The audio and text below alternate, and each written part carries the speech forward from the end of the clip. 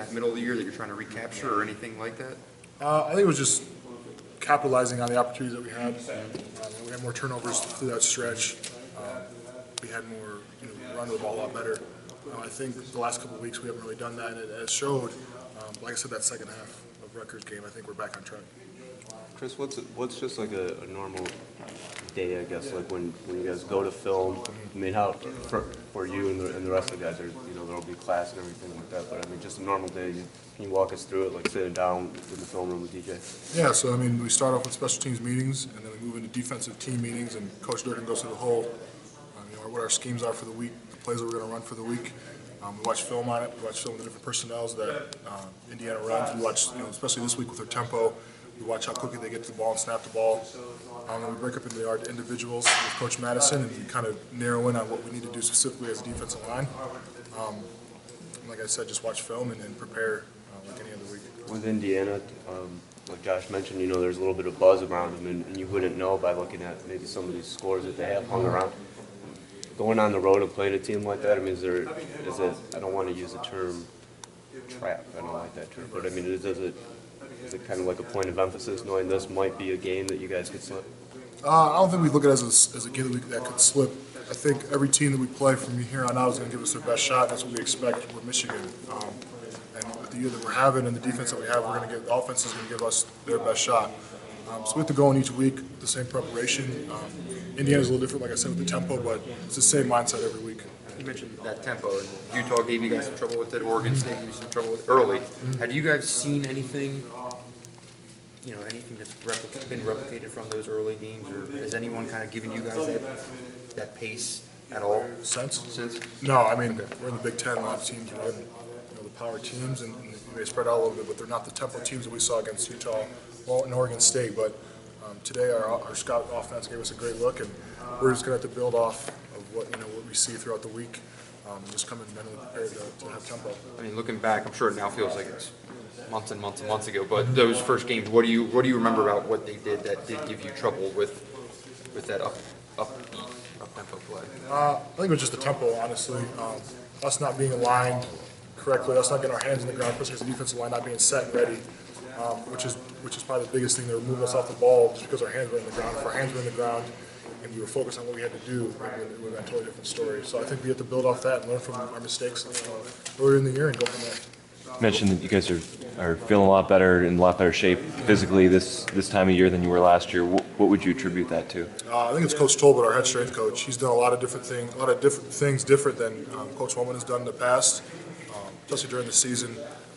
The lifts are tailored towards recovery, making sure the body feels good for Saturday, not beating yourself up after practice or before practice. I think that's probably the biggest thing, is just Coach Tolbert realizing that it's week 11 and we need to kind of slow it down and play our best football on Saturday.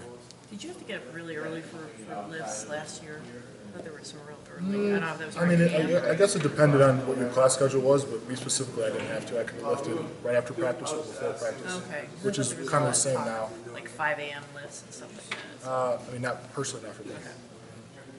Would you say the defense made progress from the Minnesota game to last week? Yeah, I definitely think we cleaned up our mistakes, especially during Minnesota. There's a lot of, we call it loafing when you're not running to the ball, the effort plays, missing tackles.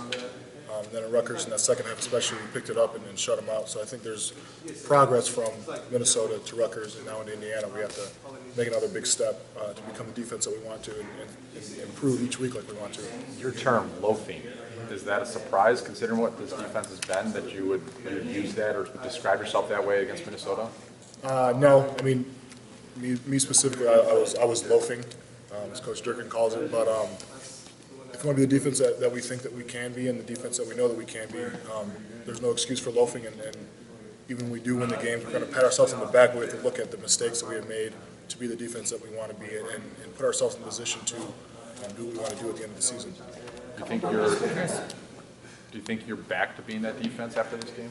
I think definitely Rutgers gave us a little confidence boost to understand that this is the defense that we are, and this is the defense that we could continue to be throughout the end of the year. You remember, I think it was back UNLV week, and I believe it was Ryan who said that you guys were really mad about giving up that touchdown. I mean, looking at, and as Brendan mentioned, the shutout streak, then these past two games, the Michigan State game, the Minnesota game, I mean, Rutgers was able to do a little bit early. Does that kind of help you? I mean, do you almost feel like that's a benefit to kind of maybe slip a little bit in order to correct it and tighten back up?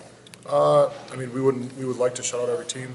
We would like to have, no big plays, no loafing, no missed tackles, but I think when you have the games where you kind of not play as well as you can play, you kind of have to look back and you realize that maybe the teams that we had played before where we shut them out, their offenses might not have been as good as, the Minnesota or the Rutgers that we had played in Michigan State that we had played.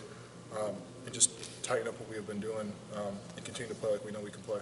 That's something you can look at, like, grand scheme of things to where you could pull benefit from that? Yeah, I think so. I think you can always learn from your mistakes, definitely. Mo Hurst has made a much bigger impact this year than he has in the first couple of years of his career. Played a lot more. What's stood out to you about him? Mo is, although he plays nose, he's our fastest guy off the ball. He's very quick. He's very sneaky, we call him. And he makes plays, which is what we need on the defensive line. I think that's the biggest thing is that he gives us that boost of the quickness off the ball and allows us to fit in our gaps and he can make the plays. And I mean we all feed off of that and enjoy it.